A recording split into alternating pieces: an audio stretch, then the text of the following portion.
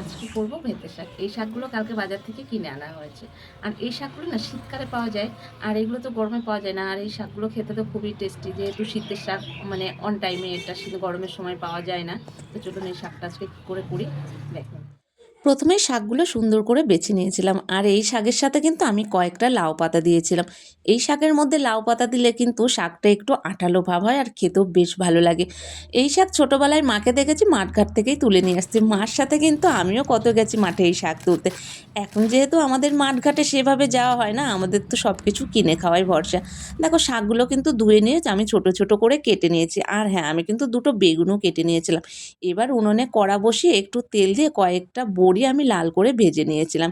এবার ওই তেলের মধ্যে আর একটু তেল বাড়িয়ে নিয়ে ফোড়ন করেছিলাম কালো জিরে আর শুকনো লঙ্কা দিয়ে ওই বেগুনটা ভেজে নিয়েছিলাম হলুদ লবণ দিয়ে। এবারে বেগুনটা কিন্তু আমি একটু 70% মতন ভেজেছিলাম। এবার বেগুন ভাজার ওপরেই দিয়েছিলাম শাকগুলো আর লাউ পাতা দিয়ে হালকা একটু নাড়াচাড়া করে চিড়ে রাখা কাঁচা লঙ্কা আর হলুদ লবণ দিয়ে একটুখানি নাড়াচাড়া করলে শাকগুলো কিন্তু একদমই মজে গেছে।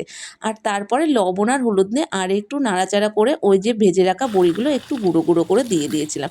জানো তো এই শাক খেতে কিন্তু খুব ভালো লাগে, যেহেতু সিজনে একবারই এই শাকটা পাওয়া যায়, তাই এই শাক বাজারে মানে দেখলে আমি কখনোই মিস করি না সেভাবে। আর এই শাকটা আমার বাড়িতে সবাই ভীষণ পছন্দ করে। তোমরা কারা কারা এই শাকটা খেতে ভালোবাসো অবশ্যই কিন্তু জানিও। আর শাক রান্নার শেষে কিন্তু আমি এর মধ্যে একটু পিটুলু দিয়েছিলাম, কারণ পিটুলু দিলে এই শাকটা একটু আটা আটা হয় আর বেশ ভালো লাগে। তো শাক রান্না কমপ্লিট। নতুন বন্ধুরা চ্যানেলটাকে সাবস্ক্রাইব করে রাখো। চলো আজকের মতো রাধে রাধে।